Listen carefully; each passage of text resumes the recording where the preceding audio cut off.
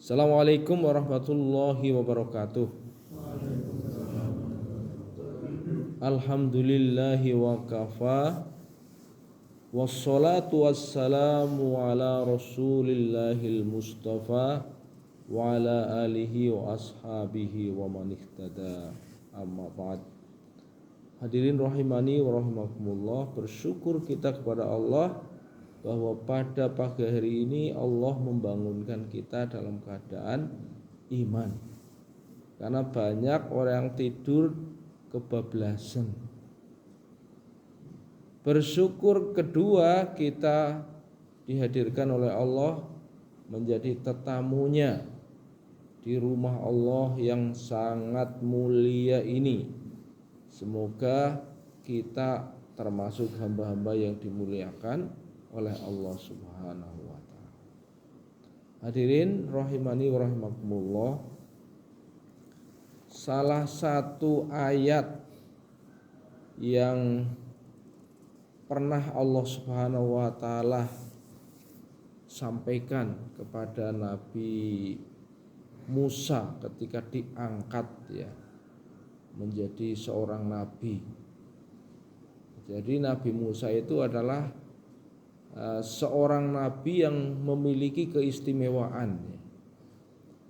Keistimewaan Nabi Musa itu dia bisa berbicara langsung dengan Allah, tidak melalui perantaraan malaikat. Kalau Rasulullah SAW apabila menerima wahyu itu adalah melalui malaikat Jibril. Tapi Nabi Musa pernah dipanggil oleh Allah ke Muqaddasi Tuwa. Di sana Allah Subhanahu wa taala mengatakan kepada Nabi Musa, "Innani anallahu." Sesungguhnya aku adalah Allah. La ilaha illa ana. Tidak ada Tuhan kecuali aku. Fa'budni, maka sembahlah aku. Wa aqimis sholata lidzikri, dan dirikanlah sholat untuk mengingat aku. Sebenarnya ini prinsip tauhid yang penting untuk kita semuanya, karena ayat ini diturunkan oleh Allah Subhanahu wa taala kepada Nabi Muhammad juga, cerita bagaimana kehendak Allah tentang tauhid ini. Pertama, Allah mengenalkan diri, dialah Allah di mana tiada ilah yang wajib disembah atau tidak ada ilah yang pantas disembah kecuali adalah Allah. Kemudian pernyataan kedua, la ilaha illa ana, tiada Tuhan kecuali aku. Ini adalah bagaimana Allah Subhanahu wa taala menegaskan kepada kita supaya kita bertauhid hanya kepada Allah Subhanahu wa taala. Seruan fa'budni, maka sembahlah aku, menunjukkan bahwa zat yang wajib disembah itu hanyalah Allah Subhanahu wa taala. Nah, bagaimana cara menyembah kepada Allah? Wa aqimus sholah, wa aqimis sholata li dzikri, dan dirikanlah sholat untuk mengingatku.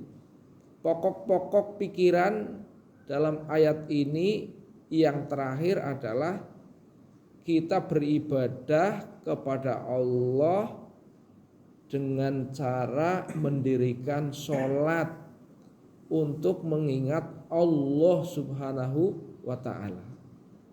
Nah, kenyataan yang terjadi karena sholat itu adalah didirikan untuk mengingat Allah, maka setan bekerja siang malam dengan sangat keras supaya hamba-hamba ini ketika sholat justru lupa pada Allah. Ini seringkali ya, mulai dari panggilan sholat ya, ada adzan, ini sudah mulai ya. Kalau adzan itu setan ketakutan. Kalau adzan itu ya, karena adzan itu seruan dakwah. Terhadap seruan dakwah setan itu takut. Bahkan saking takutnya diceritakan dalam hadis Nabi sampai terkentut-kentut. Ini ya, mendengarkan adzan setan lari terbirit-birit, terkentut-kentut ya. Sampai kentutnya itu menutupi telinganya biar tidak terdengar adzan ya. Sehingga tidak terdengar adzan. Itu mulai dari panggilan sholat.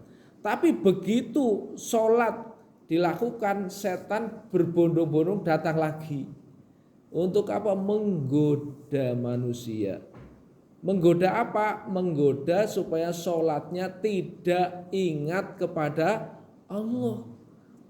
Karena apa? Karena keyakinan bahwa sholat itu diperintahkan untuk mengingat kepada Allah, maka setan ini marah gitu ya, supaya sholatnya tidak ingat kepada Allah. Maka begitu orang Allahu Akbar, yang ingat apa? Wah, ingat, wadah tadi kalah mainannya ya. Waduh, macem-macem. Supaya kualitas sholat itu hilang dalam diri kita.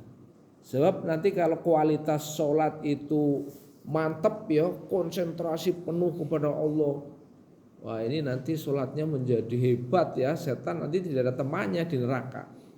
Jadi yang perlu kita pikirkan untuk diri kita ya, mari kita sholat, kita perhatikan khusyuk wudunya.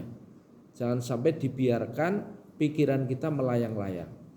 Karena kita manusia, tergoda juga kadang pikiran melayang.